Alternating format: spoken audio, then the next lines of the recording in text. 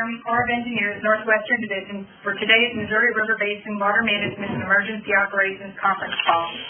Today's call is intended to provide congressional representatives, tribal, state, and local government officials, and the media an update on the Corps' actions in the basin with regard to water management operations and support to local communities, states, and the tribes. I am Eileen Williamson, and I will be moderating today's call. This call is being recorded and will be placed on the Defense Video and Imagery Distribution System at www.ddidf.net/unit/USACE-NWD. Your participation acknowledges your consent to be recorded.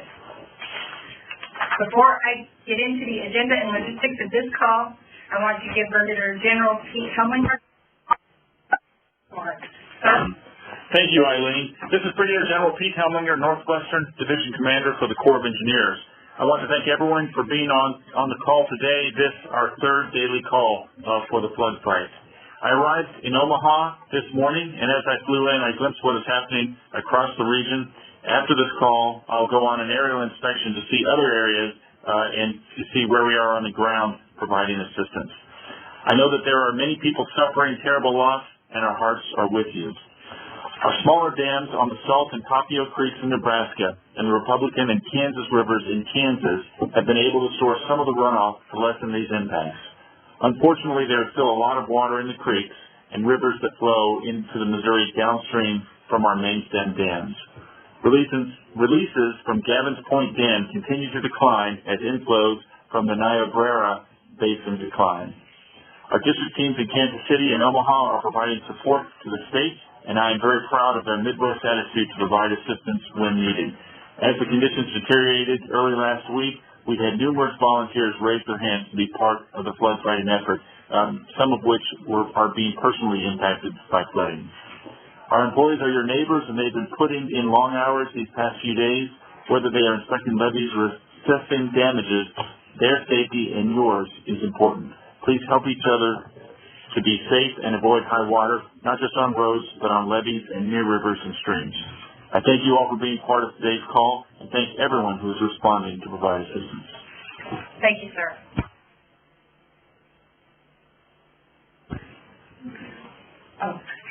Thank you, sir. During the call, we will place all lines on mute. When we get to the question and answer section, we will open the line. So please put your phone on its own mute function or be aware of background noise.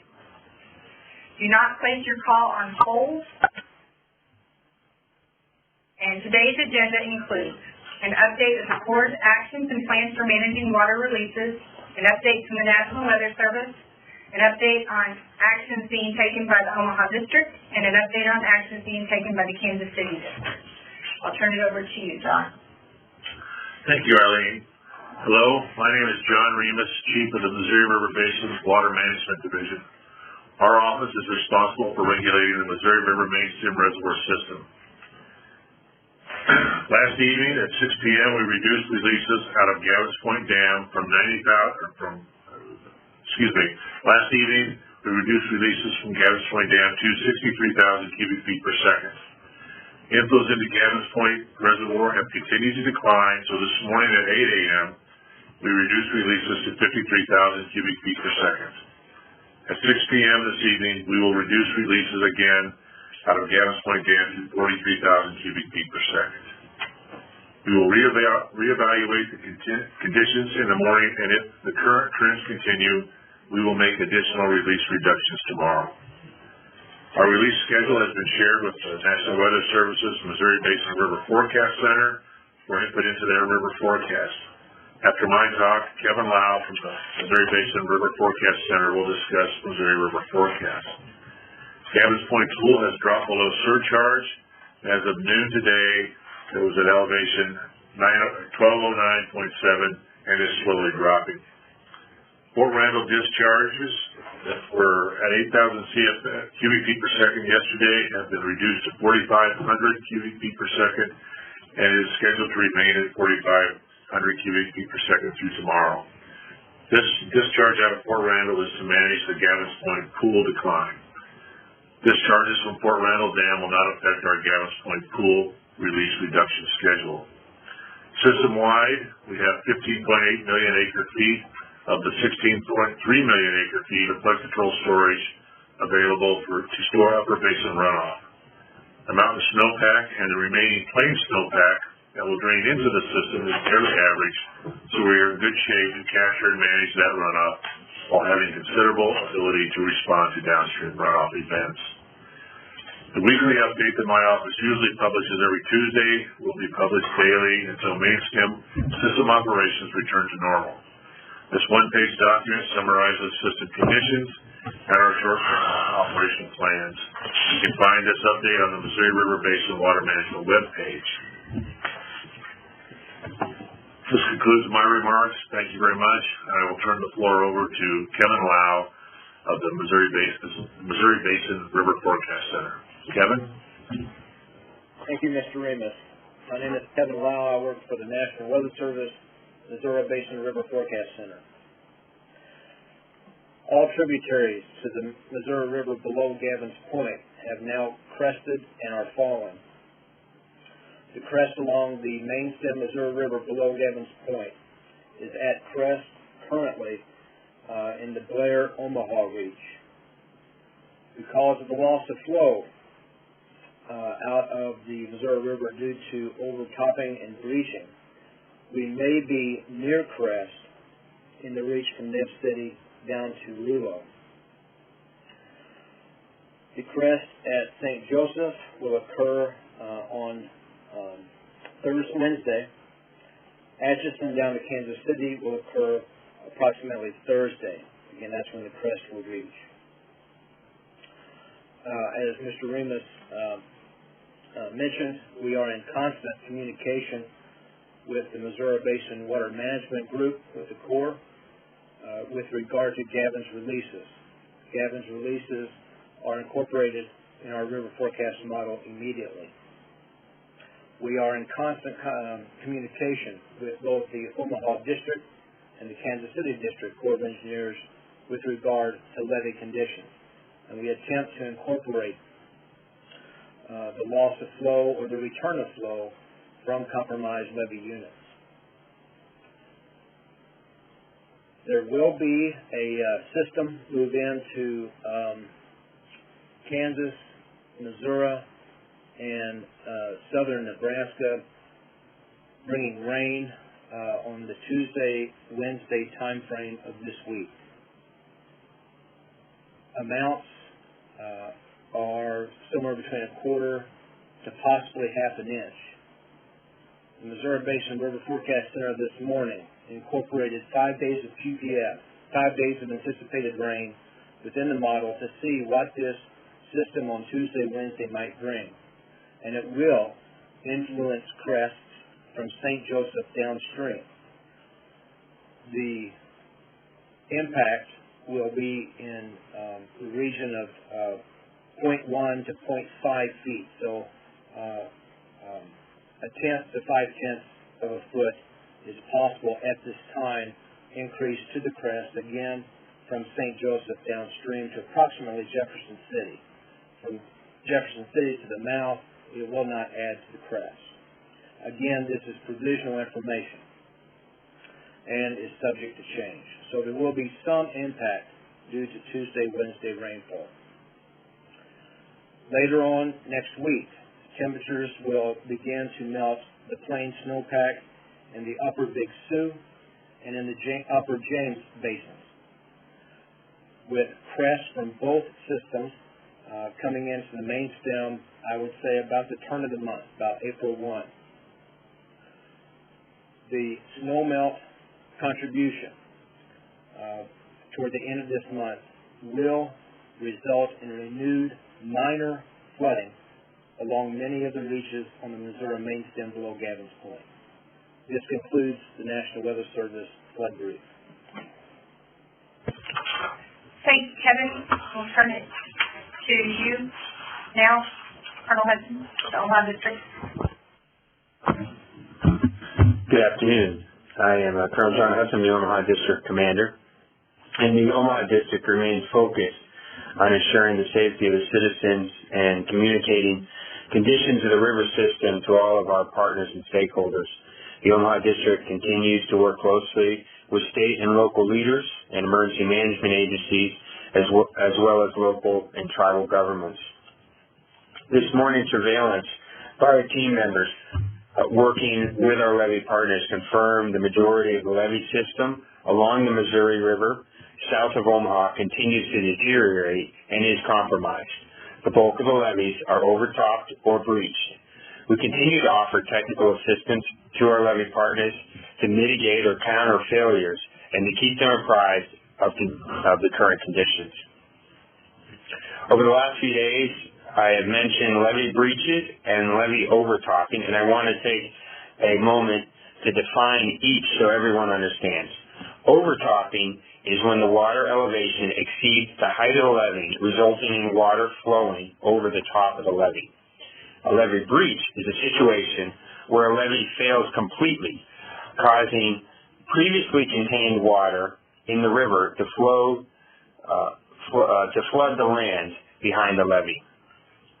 Breaches can happen quickly or gradually and often occur when excess water overtops the levee and washes out portions of the levee on the landward side, but also can occur even when levees are not being overtopped. There are multiple confirmed breaches within the system below Omaha. These breaches are located at L611 to 614, which is south of Council Bluffs, across from the Platte confluence, at L601, south of Glenwood, Iowa, L575, Fremont County, Iowa, L550, Atchison County, Missouri, R562, Nemaha County, Nebraska, Western Sharpie, Ashland, Nebraska, Clare Creek in Ashland, Nebraska, Union Levee in Valley, Nebraska. Partial breaches have also been confirmed at River Mile L594 in Fremont County, Iowa, at R573 in Otoe County, Nebraska, and we anticipate additional breaches to form over the next 24 hours. Today, the district has technical individuals and team members on the ground in Hamburg, Iowa, assisting the city in constructing temporary HESCO barriers to protect the north side of town. We also have district representatives with the state of Nebraska providing technical assistance in Fremont, Nebraska. A team is providing Cooper Nuclear Plant technical assistance for sandbagging operations. Additionally, within the last 24 hours, I've communicated with both the governors of Iowa and the governor of Nebraska, multiple congressional representatives and their officials, the base commander at Offutt Air Force Base, as well as state EM chiefs. In addition to technical assistance to levee partners, we have helped the same partners with supplies. To date, the Omaha District has distributed approximately 247,000 sandbags, 2,920 super sandbags, 2,700 feet of HESCO barrier, 1 16-inch water pump, 18 poly rolls, 4 16-inch hoses, and 8 10-inch heavy-duty T-bolt clamps to mitigate flood conditions. The length of the flood is still unknown at this time, and I want to encourage residents to continue to monitor the situation and keep it in close contact with their local and state emergency management organizations to stay updated on any evacuation plans or emergency conditions. We continue to keep lines of communication open and coordinate with many of the stakeholders to include Nebraska, Iowa, and South Dakota emergency management agencies. Additionally, we have open lines of communications with local and tribal governments and their flood fight efforts. I will now be followed by a representative from Kansas City District. Kansas Good City? afternoon, can you hear me? Yep, we got you, thank you. Hey, this is Judge Knieven. I'm the Emergency Management Chief for the Kansas City District. Our Emergency Operations Center remains activated at Level 2 partial activation. Our hours of operation remain 0600 to 1900, 6 a.m. to 7 p.m., 7 days a week. We're continuing to provide technical and direct assistance to levee owners and operators and other public entities within the affected area, northwest Missouri, northeast Kansas, and southeast Nebraska. Our level of effort continues to be focused in Holt and Buchanan counties in Missouri, Doniphan County in Kansas, and in Richardson County, Nebraska. We continue to monitor conditions downstream from this reach in both Kansas and Missouri. Known levee system impacts within the Kansas City District are as follows. Previously reported breaches occurred at Union Township and Holt County number 10. Additionally, Holt County number 15, a secondary levee behind Union Township, was breached. And the Corning levee near Corning, Missouri, and the confluence of Mill Creek with the Missouri River also breached. This morning we have a confirmed report that Holt County number 9 levee system in Holt County, Missouri is being overtopped. The sponsor for the Cannon levee system, which is located downstream of Holt County number 9, at the Bob Brown Wildlife Area, is actively flood fighting to prevent overtopping. We have projected that another 5 non-federal levee systems active in the PL 8499 program are at a significant risk for overtopping. However, all of them are currently performing as designed. All of our federal levee systems are performing as designed. We currently have 4 mobile liaison teams in the field providing that technical assistance to these levee owners and operators. Over the past couple of days, we have issued almost 400,000 sandbags. We have not issued any additional in the last 24 hours. We deployed 1 mechanical sandbag machine and 3 automatic sandbag machines, Doniphan County, Kansas, Buchanan, Missouri, and Holt County, Missouri. Currently, we have 2 automatic sandbag machines in St. Joe, Missouri, assisting, and 1 in Holt County, Missouri. The district inventory of sandbags remains at 4 million, and we have various other flood fight materials positioned throughout the Kansas City District. We continue to work with the Coast Guard with respect to a no-work zone, safety zone on the Missouri River from River Mile 300 upstream to River Mile 450, and a no-use closure safety zone from River Mile 360 upstream to River Mile 550. Both Kansas River reservoir flows and Osage River Basin reservoir flows are at minimum.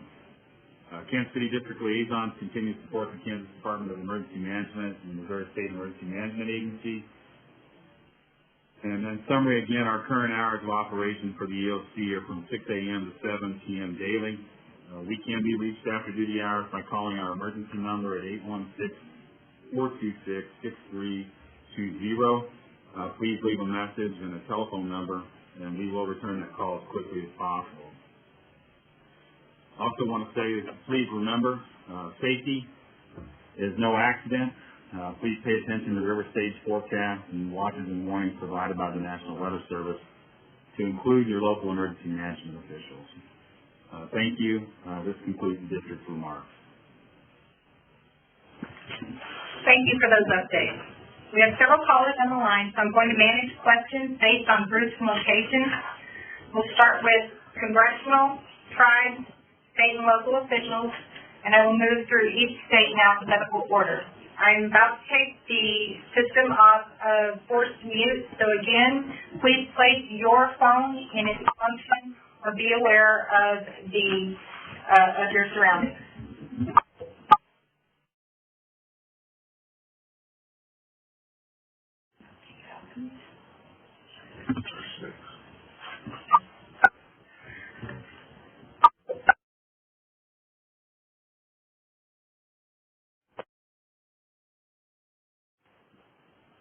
Hold on, the code they gave us is a different code. Thank you.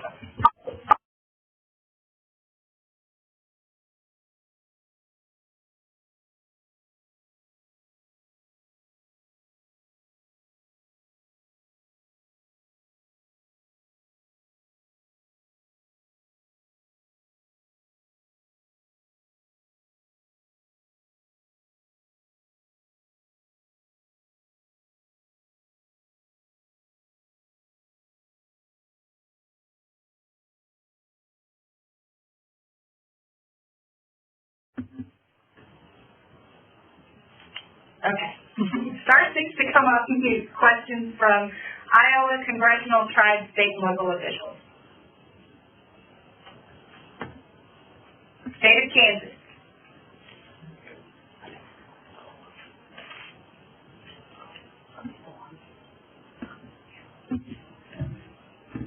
State of Missouri.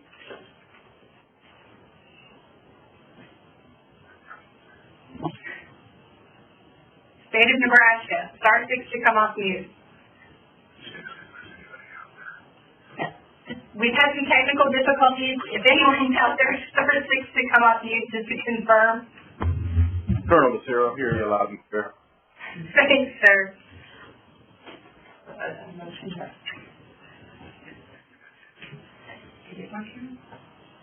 State of Montana. Star 6 to come off mute. Congressional, tribe, state, and local officials. Nebraska. North Dakota. South Dakota. Hi, good afternoon. Hi. Please Hi, state this your is- name and organization you represent. Yeah, this is Aaron Scheibe from Governor Kristi Noem's office. Okay. So, Governor Noem has been touring flooded areas today in the state, and she's been asked and would appreciate some additional information. Once things are settled down a little bit, are there any plans to address the lack of storage at Lewis and Clark Lake? This is John Remus, Chief of the Water Management Division. No, there is no plan to do that. Gavin's Point project is designed and is operated as a re-regulation reservoir to take the power peaking flows from Fort Randall and flatten those out for downstream uses. Thanks, John. Can I, just a quick follow-up? Yes. So appreciate that. Additional question, is the modeling that you're using now at Gavin's Point for discharge regulation, is that accounting for the Spencer Dam damage and the resulting runoff into the system, or is that something that you're going to be having to model out going forward? The Spencer Dam was also pretty much a run-of-the-river reservoir and project, so it never really stored water. And the amount of water that was behind that when it failed was fairly small, and that's already been processed through the system. So there will be no system impacts to the fact that Spencer Dam failed. Thank you. Thank you. And any congressional, tribal, state, local official questions from the state of Wyoming? Star 6 to come off mute. Okay, we'll move to the media. Again, starting with the state of Iowa.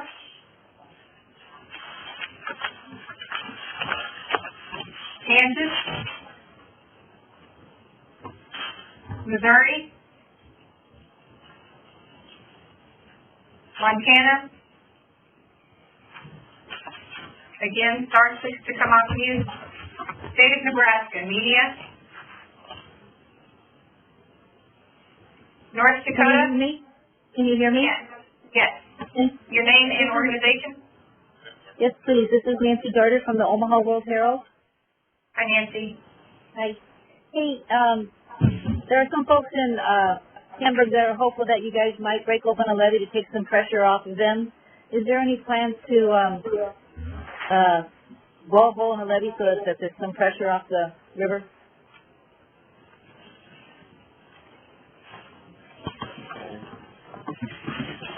No, ma'am. This is Matt Crafty with the Army Corps of Engineers, Omaha District Emergency Management. The Omaha District has no plans to actively fail a levee. Okay. Thank you very much. And then, go ahead. Did you want to elaborate on that? No, ma'am. Can you even legally do that? Can you repeat the question? I'm sorry, I didn't understand you. Do you have the authority to pop open a levee? No, ma'am, not without, going through the congressional delegation. Okay. Thank you, sir. I have a question for Kevin Lowe. From Kevin, are you still on? Weather Well, Service? No? Kevin, you still on? Start Press to come off mute if you're there, Kevin. I can I'm call sorry, you. Kevin. This is Kevin Lau. Can you hear me now? Yes. Sorry about that. Go ahead, ma'am. Yeah, hey, Kevin, our readers will just want to understand. Can you explain why the rain won't be a problem upstream of St. Joseph, this upcoming rain, why it's only going to raise the river downstream of St. Joseph? Yes, that's an excellent question. That's because that's where the rain, the drainage area where the rain will fall actually enters the river at St. Joe. The placement of the rain is such that when it reaches the river, it will be in the St. Joseph vicinity. What is that tributary that feeds into St. Joe? Well, there's several streams. Okay. I'm sorry I don't have the exact or precise answers to that. No problem. Hey, and you know you guys have different levels of confidence given how far out the rain is. What's your level of confidence in the quarter to half inch? Low. Okay. Could be more, could be less, or what do you think? Could be more. Could be more? Okay. And you expect you'll know a better sense when of the rainfall totals? Tomorrow we'll have, well, as we approach Sure. the time of the arrival, we get more and more confidence. I suspect that tomorrow we will have a really good handle on it. Okay. Okay. Thank you very much. And then I appreciate it. I have some questions on the brown gauge. Yes, go ahead, Nancy. That's something here. Yeah, so what happened to that what happened to that gauge? Who replaced it, and how confident are you in its reading? Nancy, could you restate the question, please? Why did the Brownville gauge break or whatever? And then somebody put in a replacement. Who did that? And how confident are you in the readings that the National Weather Service is using on the Brownville gauge? Hi, this is Kelly Bergman with the Core Omaha District. Are you referring to the Plattsmouth gauge that wasn't sending data? No, I know that. So my understanding, I was told by NPPD that the Brownville gauge broke and had to be replaced. No, we're not aware that the Brownville gauge broke. That is maintained by the Corps, and our stream gauging technician was down there this morning servicing it, and I believe he is down there again this afternoon. So the gauge there reads has read at a level where supernuclear should have been taken offline. Is there any conversation about shouldn't it be taken offline, or why hasn't it been taken offline? They appear to think that the readings at Brownsville aren't accurate. That would be a question for them to answer. What's your level of confidence in the readings that you guys are getting at Brownsville? As far as I know, they're good. Our strain gauging technician is there. And are you pretty sure the gauge never broke? I don't want to put, if you want to double check, I just want to make sure that whatever I put in the paper is ultimately the right info. Can we validate and get back to you on that? Absolutely, no problem at all. Great. No problem at all. Thanks, Nancy. Anything else? Thank you. Okay, we'll move on to State of North Dakota. Star 6 to come off mute. South Dakota? Hi, Eileen, Jerry Oster, WNAX Radio. Hey, Jerry. So, with the Gavin's Point, any concerns with the ice action on the lake since it's still pretty frozen in terms of the dam? This is John Bertino. I'm the Dam Safety Officer here in the Omaha District, and the simple answer to that is no. The project is operating as intended and designed, and we don't see any issues at all at this time. Yeah, there's some different numbers in there. There's the top of the flood pool was over that, and then there's the top of the operational gates. Can you kind of explain the difference there? There's about 11-foot difference. The top of the gates is our flood control pool. We were above that for a short period of time. The gates, 2.3 feet, John's telling me. The gates are now down a little ways. We're still above that a little bit, but there's no issues with the gates at this point. And then a follow-up here, further downstream with the levee action, how concerned are you with the levees taking the high water, being soaked, and the future failure?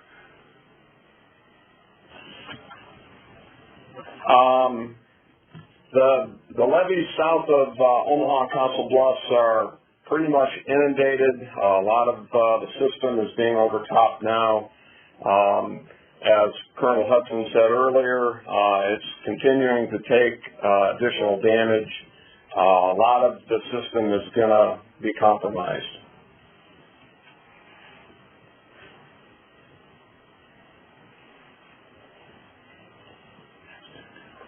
Anything else?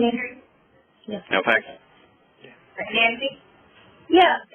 What's the southernmost, whatever definition of where you think the levees are compromised from Omaha Council Bluffs to about where? Well, Nancy, this is Ted Streckus.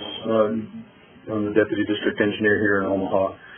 Our responsibility transitions from Omaha down to Rulo, and then we closely coordinate with our Kansas City District to our south, and they have responsibility. And Judd previously indicated some of the concerns that they have with the levee systems that they have responsibility for. So across the entire Omaha District reach from Omaha south, we have concerns about the impacts on the levee system. Over. For the average person who probably doesn't know core boundaries, if you were to take the two districts together and just say from Omaha to what community are the levees considered at risk? You know what I'm saying? Is it all the way past St. Joe? Is it down to Mound City? Or, you know what I'm saying? I'll defer to Judd Neven for the southernmost extent of the concern. Over. This is Judd. Yeah, this is Judd Knieven. So we have levees compromised all the way south to almost the closest community would be Forest City. But we have concerns all the way down into the Leavenworth, Kansas reach of river. Over. Okay. Thank you. And what are the major communities at risk behind those levees? For us, most of those are small communities, and in fact, the two behind the Corning levee were the small community of Corning in the city of Craig, Missouri, and then the only one downstream that has a community behind it, a non-fed that has a small community behind it, would be in the Rushville, Missouri, Bean Lake, Missouri, AR, which is right across the river from Atchison, Kansas. So Corning, Craig, Rushville, Bean Lake. That's correct. Thank you, sir. And up here in the Omaha area. Yeah, go ahead, please. Within the Omaha district from rural north, obviously, we have the communities of Hamburg, communities in Nebraska City. Thune is being flooded at the western side of Thune this afternoon as well. Thurman, excuse me. Thurman, the southern portion of Hamburg is in the process of being flooded as we speak right now. Okay. So in the Omaha district, southern portions of Thurman and Hamburg are being flooded. Yeah, the portions in Plattsmouth, Nebraska City, and Brownville that are not up on the bluff but are down between the river and the bluff, those areas were already inundated several days ago. So the risk of new flooding, would that be to what communities if the levees failed? At this point, in the Omaha district, there's only two communities left that are not already flooded that will get additional flooding, and that's what's happening right now at Hamburg and at Furman. Okay, all right. Everything else is inundated, that will be inundated on track. There might be a small village or two in there that I'm missing right now, but it's... Nancy, you may want to also check with the Nebraska Emergency Management Agency and talk to them, because they're going to be able to provide you more information on specific impacts across the state. Okay, thank you. Do you have any, and who was just speaking? This is Eileen, I'm sorry. No, before you, Eileen. That was Colonel Hudson. Okay, thank you. And last question from me, do you guys have any sense of the miles of river that we're talking about from, was it Omaha, Council Bluffs? Down to Leavenworth? For Omaha District, we have approximately 100 river miles of levee that has been compromised from essentially just north of the confluence of the Platte River, there at the Offutt Air Force Base levee, all the way down to Rulo. That represents about 100 river miles, and those levee systems in there have all received various level of compromise. Okay, thank you. And then I'll pass over to Kansas City to address their plans. Thank you. Hi, this is Randy Dockendorf with the Yankton President Cohen. I was wondering, people are hoping for a slow snow melt, but the temperature is rising pretty rapidly here, maybe faster than expected. What will that mean for, especially the situation for the tributaries below Gavin's Point? Are you monitoring that right now, or do you have a good feel for that right now? Kevin Lau, do you want to take that, please? Yes. So we do expect snow melt beginning near the end of, I guess it's this week now, Friday, Saturday time frame. Specifically, I've been looking at the Big Sioux Basin, Brookings, South Dakota, and north, the James River Basin, Stratford, north. You are correct. With the warm up, it may be a rapid snow melt.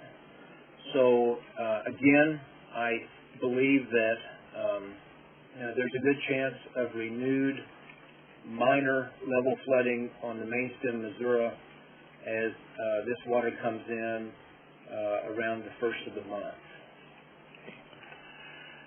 Kevin, are you looking for good flows in, like on the James, Vermilion, and Big Sioux then, as well, with the snow melt coming up?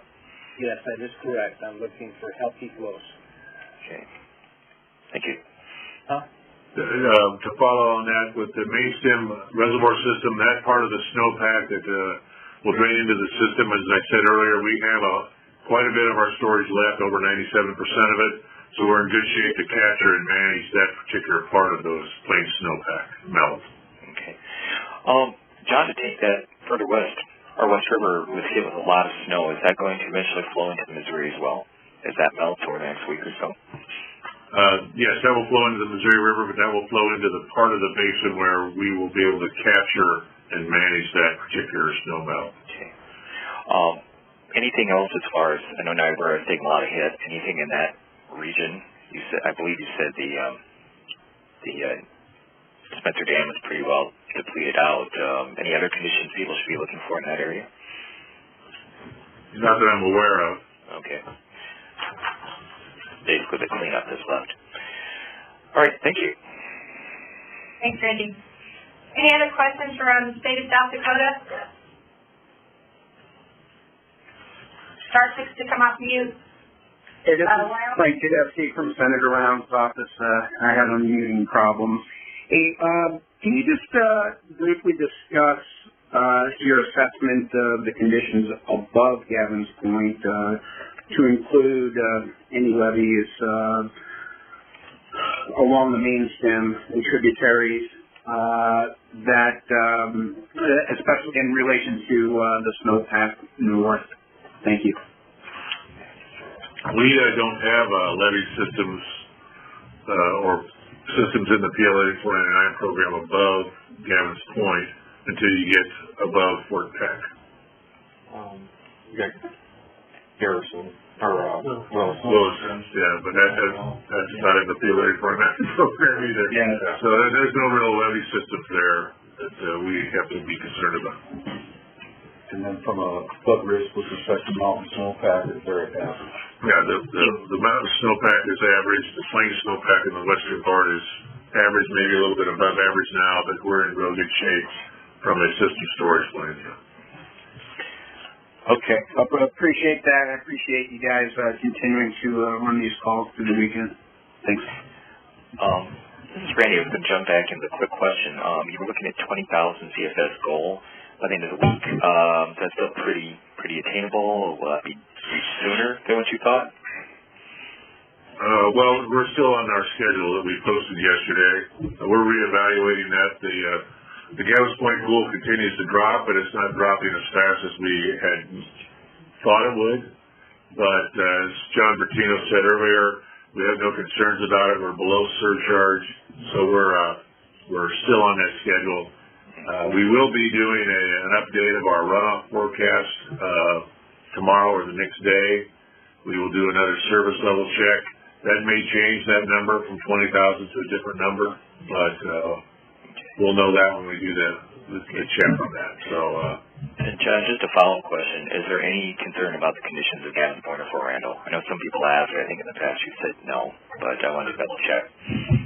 Yeah, this is John Bertino, the Omaha District Dam Safety Officer again, and we don't have any concerns with either of those two projects. In fact, we don't have any concerns with any of the 6 main stem dams. Okay, thank you. Okay, any more questions, State of Wyoming or national media or otherwise? Hey, could we get this is Nancy again, that mileage amount from in the Kansas City district in terms of compromised levies or potentially compromised levies? Yeah, hey Nancy, this is Jed Knieven. Hey, so if you're looking for just miles of levee itself, river miles.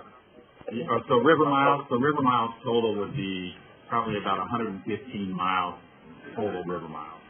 So it's did you say 150 or 11?